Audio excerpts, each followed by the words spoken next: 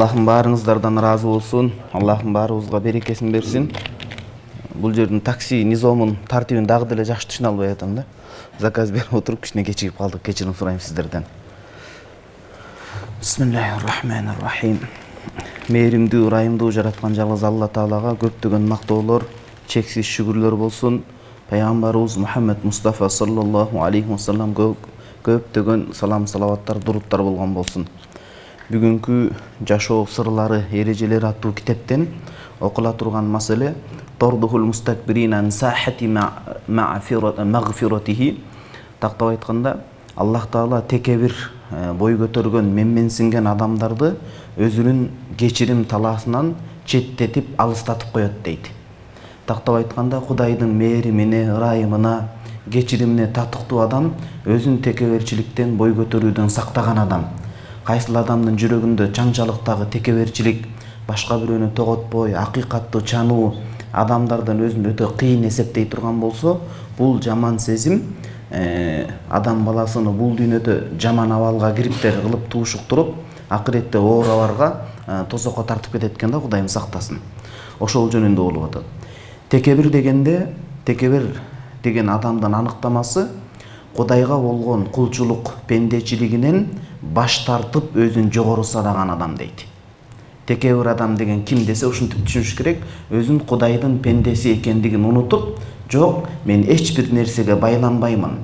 Мен бошмун, башым бош, мен эркин жашаймын деп, өз каалаганын жасап, иш жүзөгө аткарып, амал кылып, ошол кылып аткан күнөө ишин, жасап аткан тетири, туура эмес ишин, анткени мен бошмун, мени чектей турган, менин эркиндигимди бир бурчка чектеп кое турган эч ким жок деп санаган адам ушул бой көтөргөн адам болуп эсептелет. Бул биринчи түрү.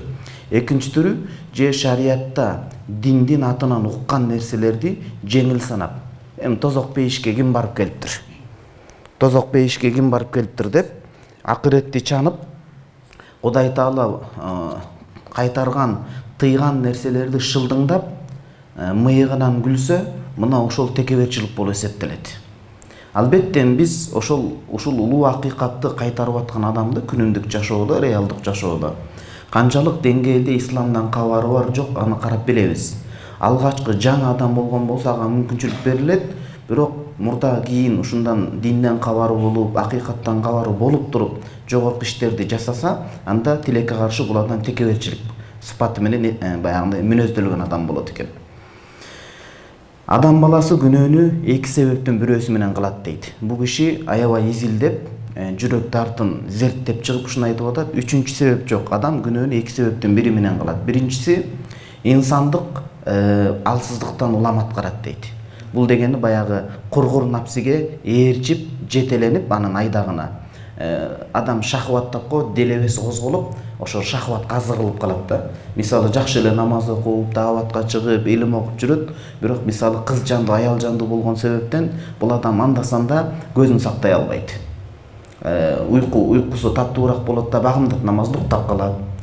Тили бир аз кытышып кетет дагы, бирөөнү ушактап коет. Мисалы адамдын ошол Кудай жараткан сыноо катары берген алсыздык себеби айынан нафсинин айдагына баягындай түшүп, бул нафсисине алданып калат деп атат. Шахватка алданып калат дейт. Бул Аллах Таалам жараткан адам баласына берген чоң бир сыноо болот. Бул биринчи күнөө. Экинчи түрлүү күнөө бул жок. Адам шариятты жеңил санап, өзүн кудуреттүү сезип, Кудайдын кудуретин четке кагып туруп күнөө жасайт. Өзүн Кудайым дегенге чейин барат, Кудай сактасын, адамдарды тоготпойт, акыйкат анын бетине айтылганда көзүн май басып, акыйкатты билбей, өзүнүн гана сүйлөгөн сөзүн акыйкат сезип кала турган болсо, бул менменсинүү экен да. Азыр биз күнөөнү экиге бөлүп атабыз. Кудайдын пендеси экендигин моюндайт, бирок алсыздык кылып, азыр кылып күнөөнү жасап коет. Мунун жарасы жеңилирээк, азыр кийинки бетте келет мынакей. Ал эми экинчи түрлүү күнөө жок, бул айтат. Кудай Таала деген жок, жаратканын кудуретин бул тана албайт, тескерисинче тоң моюндук кылат. Өзүн эркин эсептейт. Эч кандай Кудайдын кудурети мага таасир эте албайт деген сыяктуу. Мына ушул текеберчилик болот. Биринчи күнөө бая пенде шахватына, нафсисине жетеленип, кургур нафсинин айынан күнөө кылып койсо, бул адамга канчалык күнөө кылбасын, жүрөгүнөн өкүнүп, бошайман болуп, кыжаалат болсо эле, Кудай Тааланын ага кечирими сөзсүз бар деп атат. Кудай Тааланын кечирими бар, ал адам ошол тооба кыла турган болсо эле дейт. Мунун далили Кур'ан-ы Каримде Аллах Таала айтып атат, Зумар сүрөсүнүн 39-аяты, 39-аятынан 53-аятка чейин. Кул я ибадияллазина асрафу ала анфусихим ла тaqнату мин рахматилла. Өзлөрүнө нафсинин айдагына жетеленип, алсыздыкка баягындай баш ийип, күнөө кылып, өзлөрүнө зыян келтирген пенделерим айткын, о Мухаммад, ла тaqнату мин рахматилла, Алланын мээриминен күдөр үзбөгүлө дейт. Демек бул кайрылуу, жараткан Алла Тааланын кайрылуусу, бул биринчи түрдөгү күнөөнү кылган адамдарга арналып атат. Кудай бар экендигин билип турат, ошол кылып аткан ишинин кат экендигин билип турат, бирок нафсинин бир айдагынан чыга албай атат. Мисалы, айыл жергесинде кээде карасаңыз, жүрөгүндө иманын бир чаңчасы бар, шооласы бар адамдар мас болуп арак ичип алат дагы, бирок ушу мен туура эмес кылдым, кечирип коюңуз молдеке деп, туура жолдон ушинтип кайтып бара жатканын моюндап турат деген сөз да. Аяттын уландысы инналлаха ягфиру зунуба жамиа. Кудай Таала шерик кошуудан башка баардык күнөөлөрдү кечирет дейт. Бул баардык күнөөнү кечирет деген аятты бөлөк аяттагы шерик кошууну кечирбейт деген эмне кылып берет, бөлүп бизге түшүндүрүп берип турат. Иннаху хувал гафурур рахим, чындыгында Аллах Таала баардык күнөөлөрдү кечирүүчү дейт. Демек бул биринчи түрдөгү, баягындай күнөөгө байланыштуу экен. Ал эми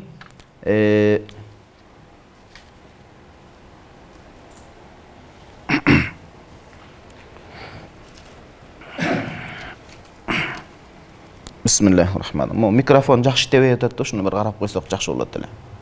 Бисмилла. Бисмилла. Баягы сөздүн ыргагы ушундай кетип атат, адам алсыздык себебинен күнөөнү кылып койсо, Кудай Таала аны кечирет дегенчи. Карасаңыз, эмнеге десе, анткени булар күнөөнү кылгандан кийин антастайқиза фихим машаирун надамати, жүрөгүндө өкүнүч пайда болот. Ал эми тооба бүгүнкү заманда тообонун шарты адам ошол жүрөгүнөн өкүнсө, ошол жетиштүү деп атат. Жүрөгүнөн адам кылган ишине бошайман болуп, кыжаалат болсо, ал имандуулуктун белгиси, анын жарасы жеңил, Кудай Таала аны кечирет, тооба жолун алып келет дейт. Көрдүңүзбү? Кудай Таала мага жеңилдик берет. Тескерисинче экинчи күнөө, текеберчилик менен Алла Тааланын кудуретин чанып, өзүн эркин эсептеп, Кудайдын тагдырына ташыргыткан адам дейт. Бул Алла Тааланын ачуусуна, Алланын азабына дуушар боло турган күнөө болот бул дейт. Анткени бул текеберчилик болуп атат. Бул күнөөгө алып барган нерсе, ал текеберчилик, менменсинүү, тоготпоо. Текеберчилик эки сүрөт менен болот дейт. А сүрөтү ошол кылып аткан күнөө ишти жеңил санайт. Эми зина деген эмне болуптур? Сүткорлукту кылып коюп эмне болуптур? Уурдап коюп эмне болуптур? Адамдын баардыгы эле уурдап, ууру кескилик кылып атпайбы деп. Экинчиси, бул оорураак күнөө, Алла Таалага, Алланын өкүмүнө, буйруктарына билип туруп каршы чыгуу дейт. Бүгүнкү күндө адамдар болуп атпайбы? Алланын буйругуна, өкүмүнө билип туруп, ошонун акыйкат экенин билип туруп каршы чыгып атат, ал иши менен ал өзүнө гана бир жаманчылык кылып атат деген сөз да. Bunday günöөнүн жазасы А'раф сүрөсүнүн 40-аятында Аллах Таала мындай дейт: "Инналлазина каззабу биаятина", биздин аяттарыбызды, белгилерибизди, далилдерибизди жалганга чыгарып, "Вастакбару анха", текеберчилик кылган инсандар дейт. Кудайдын сөзүн жалганга чыгарып, жалган төгүнгө чыгарып, текеберчилик кылып акыйкатка баш ийбегендер, ла туфаттаху лахум абуабус сама, алар үчүн асман эшиктери ачылбайт дейт.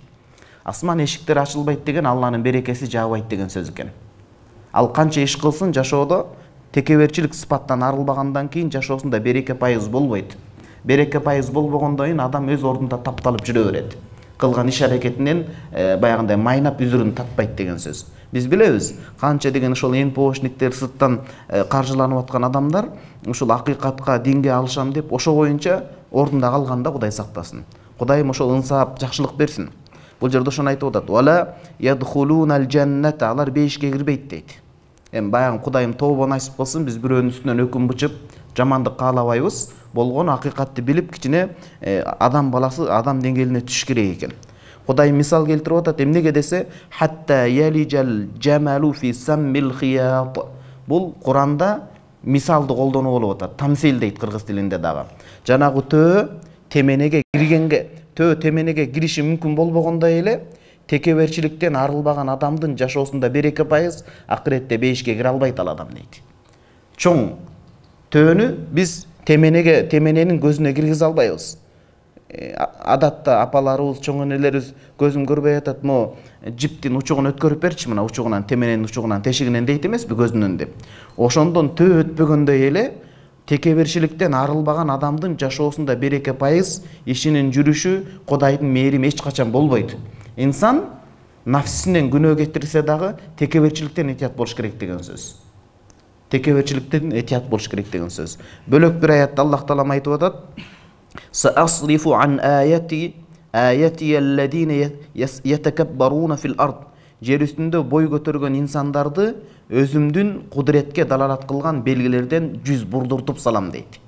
Текебир адам эч качан Кудайды таба албайт экен да. Кудайга алып бара турган жолдордон алардын көзүн жаап ороп саламын деп атат. Туура жолду көрүү үчүн адамга ынсаптуулук керек экен. Туура жолду көрөм деген адам кебетесине түшүп, өзүн жогору сезип албай, жерге ылдый түшүш керек экен. Ошондо Кудай Тааланын көзүн ачат. Көрдүңүзбү, Аллах ушундай адилеттүү зат. Булар жер үстүндө текеберчилик кылат, менменсинет, эмнеге десе бигойрил хак, акыйкатсыз эле деп атат. Ва ияра кулла аяти ла юмину биха. Булардын көзүнө ушундай бир акыйкатсыз байланат, канчалык ачык айкын белгилерди көрсө да алар иман келтирбейт. Ва ияра сабила рушди ла яттахидуху сабила.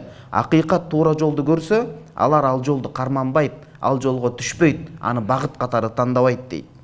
Тескерисинче ва ияра сабила гойи яттахидуху сабила.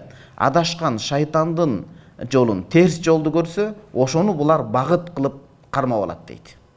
Мунун бардыгына күнөөкөр ошол адамдын текеберчилиги болуп атат да. Текебер адам туура жолду таба албайт, ошол жаман сыпаттан арылмайынча. Неге мындай десе, залика би аннахум каззабу би аятина. Булар биздин ачык айкын далилдерибизди, ачык айкын аяттарыбызды жалганга, төгүнгө чыгарып, ва кану анха гофилин, биз жөнөткөн аяттардан гапилетте бейгапар калып жатышат дейт. Бейгапарчылыктын түбү ошо текеберчиликтен башталат экен да. Текеберчилик бул кечирилгис оор күнөө. Бөлөк бир аятта айтылат, Гофир сүрөсү. Инналладина ястакбируна ан ибадати, менин ибадатыман Кудайга кулчулук кылуудан бой көтөргөн инсандар саятхулуна жаханнама дахирин, акыбети өтө оор болот дейт кыяматта. Тозок деп улам аларды коркута бербейли, бирок текеберчиликтен арылбаган, терс мүнөздөн арылбаган адамдар Кудайга ибадат кылуудан, Кудайдын кудуретин таналуудан бой көтөргөн инсандар акыретте оор абалда болуп калат дейт. Караңыз эми. Демек, текеберчилик бул Алланын ачуусун, Алланын баягындай годоптоп коет, ачуусун, Алланын азабын алып келет деп атат. Демек, текебер инсандар өздөрү башына балет илеп алат деген сөз да. Текеберчиликтен арылбаса Кудай сактасын. Мына ушул себептин өзүнөн Алла Таала бийик даражадан иблис, шайтандын башчысы шайтанды бийик даражадан бейишинен кубалап түшпөдүбү дейт. Шайтандын ушул кыяматка чейин каргышталып калуусуна себеп мына ушул текеберчилик деп атат.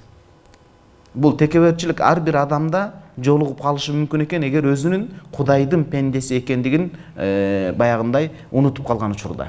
Кудайдын пендеси экендигин унутуп калса, бул текеберчиликке бет алып калат экен да, Кудай сактасын. Мына бул жерде өтө катуу сөз айтып атат, мынакей мен баягындай ручка менен белгилеп койдум.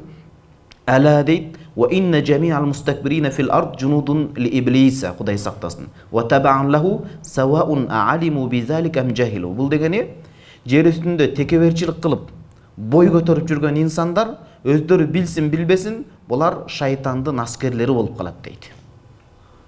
Текеберчиликтен арылбаган адам мейл ал канчалык сырткы атрибуттарды аткарбасын, жасабасын, сакалды койбосун, башка кылбасын, текеберчиликтен жүрөгүн тазалабаса, түбү барып шайтандын аскери, шайтандын айдагында жүргөн, жетегинде жүргөн бир өтө бир оор акыбалга түшө турган адамзат болуп калат дейт. Карасаңыз, ал эми текеберчиликтен арылып, кичипейилдүүлүк, акыйкатты уга билүү, акыйкатты көрө билүү, ынсаптуулук сыпат менен сыпатталуу бул периштелердин аскери, тактап айтканда пайгамбарыбыз саллаллаху алейхи вассаламдын татыктуу үммөтү болот деген сөз. Текеберчилик сыпаттан Кудай Таалам бизди сактаган болсун. Текеберчилик бой көтөрүү, менменсинүү, өзүнүн пенде экенин төгүнгө чыгарып, өзүн толук кудуреттүү сезүү деген сөз экен бул. Кудурети чексиз толук бул Алла жараткан Алла Таала гана да, Кудайдан башканын кудурети чектелүү. Ата бабаларыбыз сөз баккан эл айтат, кул жеймин дейт куйрукту, Кудай билет буйрукту. Пенденин кудурети чексиз болгондо баардык нерсени өзүнүн шартына, ыңгайына жараша түзүп алмак. Эми ушул жерден бир суроо пайда болот дейт. Бул өтө зарыл маселе. Ушундай бир суроо келип чыгат. Биз жер үстүндө бой көтөргөн текеберчилик кылып, керек болсо өзүн Кудай деп эсептеген адамдарды көрүп жүрөбүз дейт. Карасак аларда жашоонун бир баардык жакшылыктары бар. Жашоосу бир жакшы кетип аткан, эч кандай сыноо жок, ооруп аткан жок, зоболосу бийиктеп, кадыр баркы артып, мал байлыктын үстүндө жүрөт.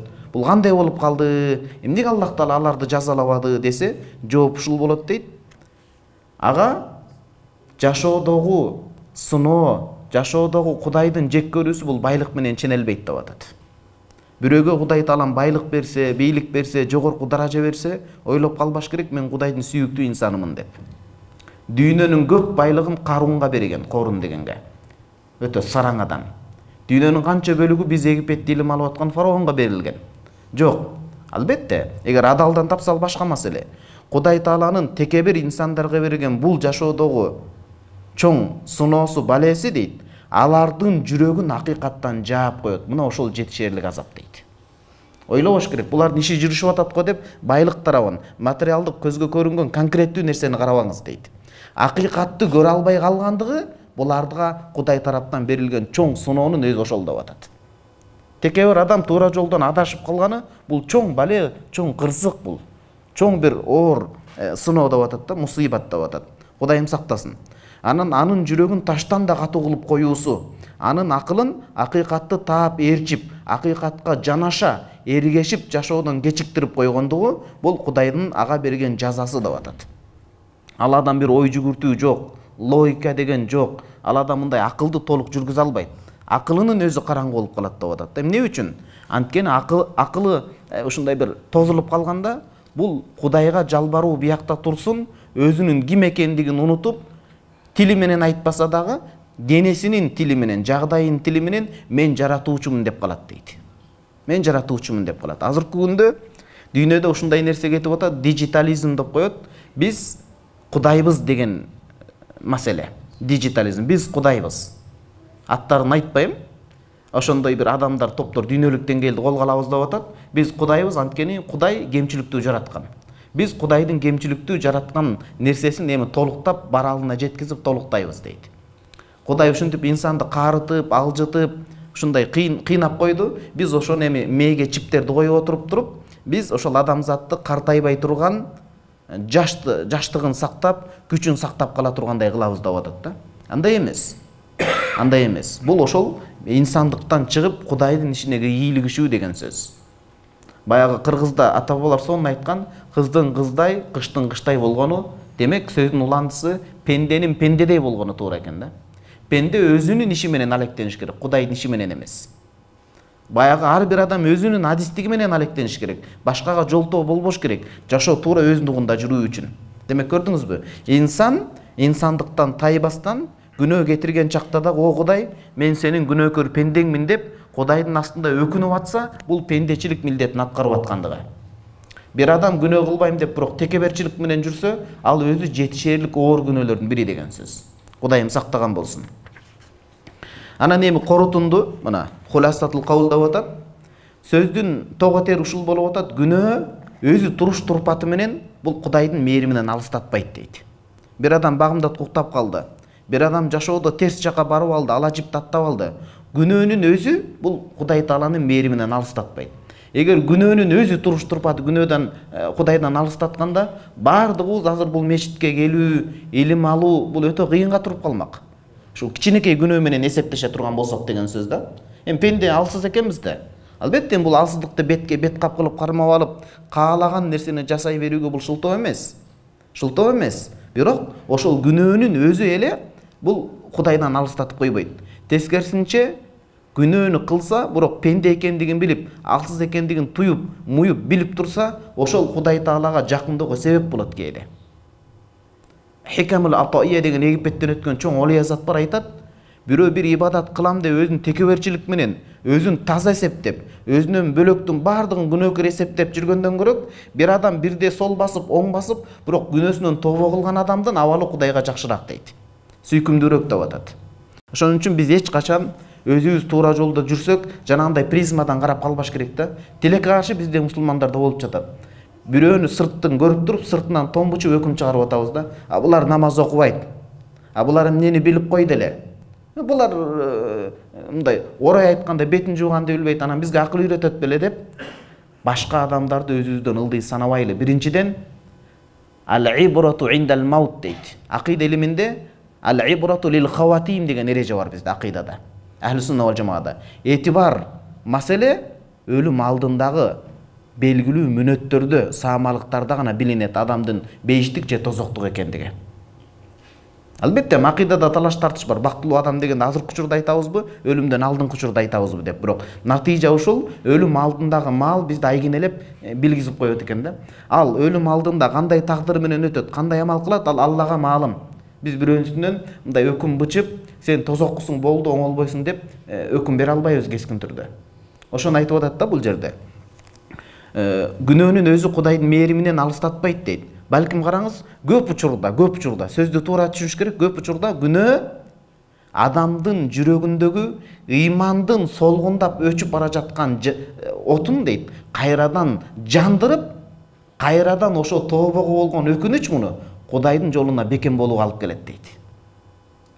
Баягыда пайгамбарыбыз саллаллаху алейхи вассалам айтат, эгер силер эч күнөө кылбай койсоңор, Кудай таалам күнөө кылган бир пенделерди алып келип күнөөнү жасатып туруп, анан аларга өзүнүн күнөөнү кечирүүчү экендигин ачыкка чыгармак дейт. Бул сөздү туура эмес колдонуп, өзүнүн нугунан жулуп алып туруп, күнөөнү кылып жүрүш керек экен деген сөз эмес. Күнөөнү билип туруп кылган ал башка маселе. Бул жерде адам кемчиликтүү күнөө кетирип алат. Бирок ошону менен отуруп калбастан, негизгиси жүрөктөн өкүнүп атабы, текеберчилик жокпу, туура жолго кайтуу бул адамга жеңил, оңтойлуу деген сөз чыгып атат. Балким ошол күнөө кылгандан кийин жүрөктө өкүнүч болуп, жанагы өчүп, суздап бараткан иман кайра күчөп баштайт тообо менен дейт. Ал Алла жолуна чыгат, ал илим окуйт, алымдардын мажлисине келет мисалы. Эмне үчүн? Качан күнөө кечирилет, жарасы жеңил болот дейт? Эгер ошол күнөөгө алып барып аткан нерсе анын алсыздыгы нафсисине болгон туруштугунун алсыздыгы болуп калган болсо дейт. Кургур нафсинин жетегин айдалып кала турган болсо. Бирок бул түбү жакшылыкка алып барат, бул тообого алып барат дейт. Аллага болгон ниети чынчыл болсо. Шейх Рамадан Бути мына устатыбыз айтат, китептин ээси. Бул кишиге чубак устазыбызга Аллах ыраазы болсун. Бир адам бар эле дейт. Эң мындай бир аракеч, пара менен иштеген эң күнөөкөр адам эле, бирок ошол адам Рамазан келгенде эшикти жаап, төркү бөлмөсүнө кирип алып, "О Кудай, адамдардын бардыгы усул алып, жакшынакай, татынакай, тулку боюна жарашыктуу кийимдерин кийип, орозо кармап күндүзгүсүн, түнкүсүн таравый намазына барып, Рамазанда ушундай жакшы саамалыкты өткөрүп атат. Мен болсо ушул ичкиликтен арыла албай атам. О Кудай, адамдар мени түшүнө албайт. Жүрөктүн эгелери сенсиң. Мен ушул туура жолуңа алып кел" деп 29-30 күн бою ошентип Кудайга заргакшап ыйлады дейт. Арактан тыйыла албай атат, бирок Кудай таалага жалбарып ыйлап атат. Акыры бул жүрөгүндө имандын шооласы бар экен, учкуну бар экен, Кудай таала муну туура жолго алып келип, такыбалардын эң алдыңкы сабында тургузуп койду дейт. Карасаңыз, канча деген адамдарды билебиз, мас бирок жүрөгүндө өкүнүп жүрөт. Мен ата-энеме кызмат кыла албай атам, мекениме салым кошо албай атам, мен ушундай жаман адам болуп атам десе, билиңиз ошонун жүрөгүндө жакшылык бар. Ошол адамга көмөк берип, ошол адамга жөрөк болуп кетишибиз керек. Мына учурдан пайдаланып айтсак, Эстебес устаз деген бар. Ислам университетинде биз биринчи курста келгенде сабак берген, Аллахым ыраазы болсун. Канча деген адамдарды биз аны мындай дегендей деген ат менен айтпайбыз. Тагдырдын катаал соккусуна дуушар болгон инсандарды Алла жолуна чыгарууга, дааватка, адам катары кайра жаза баспай туруп кетүүгө себепкер болуп атат. Бул жакшы нерсе. Биз ошонубуз менен коом, ошонубуз менен мамлекет жараны, ошонубуз менен биз үммөт болот экенбиз да. Демек маселе ошол. Ал эми тескерисинче караңыз. Күнөөгө барып атканда себеп. Эмне себептен бул күнөөнү кылып атат десе, түпкүрүндө казып келгенде ал күнөөнүн тамыры, себеби ага алып барып аткан. Кудайдын буйруктарынан өзүн жогору сезип, текеберчилик болсо, Кудайдын шариятын жеңил санай турган болсо, бул шарият ойдон чыгарылган нерсе да бул эми бул арапташуу, бул бир эскичилик да бул. деген сыяктуу сөздөр менен шариятты теңин албай, ал нерседен өзүн жогору көрүп аткан болсо, өзүнүн Кудайдын пендеси экендигин жадымдан эстен чыгарып, аны билмексен болуп атса, Кудайдын астында баардыгы Кудайдын мүлкү экендигин эстен чыгарып атса, анда бул текеберчилик болот да, мунун акыбети өтө оор болот. Кудай менен инсап берип койбосо, ал адам акыйкаттан көз жумуп сокур бойдон өтөт деп атат да, Кудай сактасын. Көздүн сокурунан дагы көөдөндүн сокуру жаман деген ушул сөз. Кудай Тааламан дайыма сураганда инсаптуулукту, менменсүүнү, текеберчиликтен мындай сактоо суранышыбыз керек экен. Бөлөк бир хадисте айтат пайгамбарыбыз саллаллаху алейхи вассалам, аль-кибр, текеберчилик деген батурул хак, акыйкат бетке айтылганда аны кабыл ала албай, өзүн акыйкаттан жогору санасы ошол текеберчилик болот.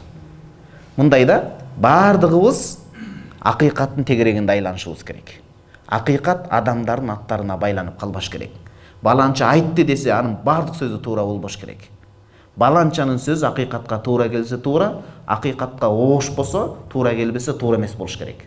Чубак устазыбыз, Раматлык устазыбыз сабак окуганда бизге эреже жаттатат эле, аны элге да көп айтып жүрдү, билесиздер. Ар-риджалу ю'рафуна бил хаккайq лал акс. Адамдар, кыйын инсандар акыйкат менен билинет. Акыйкат адамдар менен билинбеш керек. Качан акыйкат адамдар менен билип, анын байлыгы, бийлиги, тааныш билиш аркылуу билинип калса, анда ал зулумдук болгон болот. Ал адамдын акыбети оор болот, ал ойгонуш керек ал. Бул аң сезимге иштелип аткан, айтылып аткан сөз да бул. Ал адам ойгонуш керек. Ал адам ойгонуш керек. Акыйкатка байланышыбыз керек. Атка байланып калбаш керек акыйкат. Бул ушул нерсе бүгүнкү сабак. Аллахым берекесин берсин.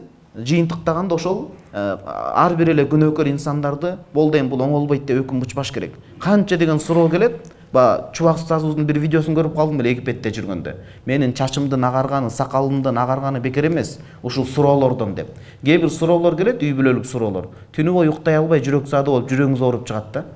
Атасы ушундай бүгүн эртең менен аял затына болгон сабакта берди. Ушундай атам бизди карабайт, апам турган, биз менен иши жок, бизди колдобойт. Ошол отуруштан отуруш болуп бойго жеткен куракта бизди таштап койгон. Туугандардын баласы бизге кол салып, намысыма доо кетирген деп атат. Ушунчалык оор нерселер бар, чачыңыз агарып кетет, ойлонуп кыжаалат болосуз. Анткени биз да аталык даражага жеттик, биздин да кызыбыз өсүп келатат. Ошол коомдун кызы менин карындашым, менин эжем. Көрдүңүзбү? Эсептешүү маселеси деген сөз да бул жерде. Эми ошол күнөөнү кылып атканда, эмне кылам дейт? Эгерде жүрөгүндө өкүнүч болуп, текеберчилик жок болсо, ал бир күнү Кудайдын жолуна келет, сабыр кылып, жакшы мамиле кылышыбыз керек. Бирок текеберчилик менен ошол нерсени Кудайдын шариятын теңин албай, кой, жыйыштыр деп кылып аткан болсо, ал адамдын акыйкатка келиши кыйыныраак экен да. Кудай миң сабын берсин гана деп айтабыз.